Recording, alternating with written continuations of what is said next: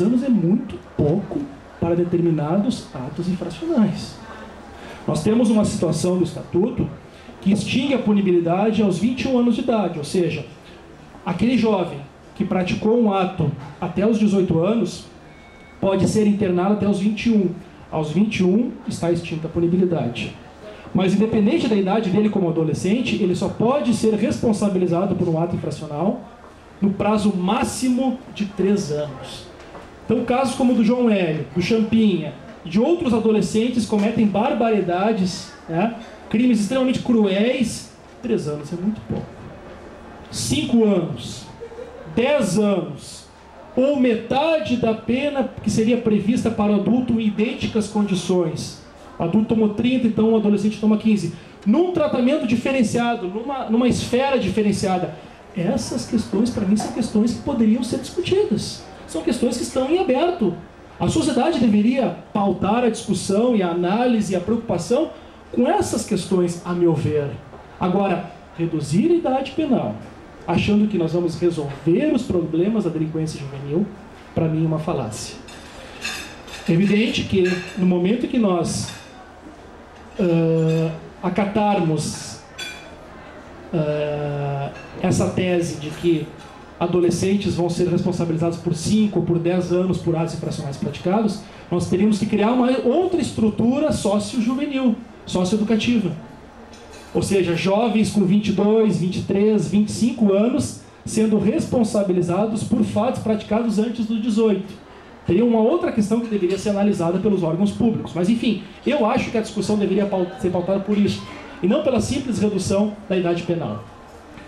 Só voltando agora um pouco da questão da justiça instantânea, queria trazer para vocês algumas características desse sistema de justiça, que é um sistema de justiça onde tem polícia, Ministério Público e Judiciário no mesmo prédio, na mesma situação predial. E essa justiça instantânea, em algumas situações, o adolescente, no mesmo dia, ele passa por uma autoridade policial, por uma autoridade ministerial e por uma autoridade judicial, e vem a receber a sua medida socioeducativa, no mesmo dia.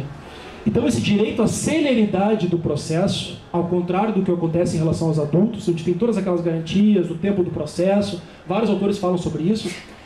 Segundo João Batista Costa Saraiva, que é um juiz de Santo Ângelo, não sei se vocês conhecem o Saraiva, alguém já ouviu falar do Saraiva, é um ícone na área da infância e da juventude, uma das maiores autoridades da América Latina em infância e juventude. É um juiz de Santo Ângelo, né, que ele diz o seguinte: o adolescente infrator tem o direito subjetivo público da celeridade ao processo, por várias questões. Uma delas é aquela que eu trouxe anteriormente, da eficácia que se tem no momento em que a retribuição ela é automática logo após o ato infracional praticado. Porque esse, aspas, constrangimento, que é um constrangimento legal, por isso que aspas, esse constrangimento legal de apresentar o adolescente infrator a uma autoridade policial, a uma autoridade ministerial e a uma autoridade judicial, no mesmo momento, no mesmo contexto, tem inegável efeito pedagógico, inegável efeito terapêutico e com certeza previne futura reincidência. Nós temos verificado que quanto mais rápido o atendimento, maiores as chances de recuperação. Evidentemente que tem aqueles que são irrecuperáveis. Tem aqueles que tu olha, ele caiu no plantão por furto, 2 dias depois caiu de novo, daqui a pouco está praticando assalto, daqui a pouco está se drogando, daqui a pouco está com uma arma na mão, daqui a pouco está praticando um latrocínio. Tem aqueles que, infelizmente, são irrecuperáveis. Não podemos dourar pílula, que é um sistema perfeito. Não é um sistema perfeito, mas é um sistema adequado e é um sistema que vem trazendo resultados fantásticos, principalmente perceptíveis por nós que trabalhamos no dia a dia do adolescente infrator. Então esse sistema é uma coisa, eu acho que é o nosso Estado, na área jurídica, ele é precursor em várias questões, na área da infância e juventude também. Eu falei para vocês que 15 delegacias das 45 especializadas do Brasil estão aqui no Rio Grande do Sul, na área da infância e juventude. A justiça instantânea foi o primeiro sistema de justiça infanto-juvenil depois do estatuto, da criação do estatuto, no país. Depois, alguns outros estados nos copiaram. Temos Justiça Dinâmica, em Roraima, Justiça Sem Demora, de Pernambuco, e outros mecanismos de justiça que são similares e que se espelharam nessa experiência gaúcha. Então, o nosso estado ele é precursor em várias questões. E nessa área da infância e da juventude, é muito, para quem trabalha, se vocês tiverem oportunidade, eu aqui abro as portas para vocês, quando tiverem oportunidade de conhecer o nosso centro integrado, com o maior prazer eu receberia vocês lá para mostrar a nossa estrutura de sistema de justiça. É um sistema onde tu vê apaixonados pela área. Eu sou um apaixonado pela área da infância e juventude. Vocês me vêm falando assim com motivação, com entusiasmo, porque eu realmente sou um apaixonado. É uma área que eu me identifico muito, mas eu não posso ser hipócrita. É uma área com muitos preconceitos, é uma área com muitos estigmas, com muitos rótulos, é uma área difícil de trabalhar, porque há muito desconhecimento e há muito preconceito. Justamente porque vigora no imaginário popular essa ideia de que com menor não dá nada. Então, polícia trabalhando com menor, já olham com uma certa reserva. Felizmente, tendo em vista os avanços do próprio Departamento Estadual da Criança e do Adolescente, nós estamos conseguindo alcançar espaços inimagináveis em relação ao aperfeiçoamento desse sistema de justiça. Constantemente somos convidados, inclusive palestras, seminários, fora do estado do Rio Grande do Sul, justamente para mostrar essa dinâmica, essa sistemática que tem dado resultado. Então, a celeridade, a rapidez e a imediatidade do atendimento. A prevenção de reincidência. O efeito terapêutico e pedagógico de aplicar uma medida socioeducativa ao adolescente tão logo o ato infracional tenha sido praticado.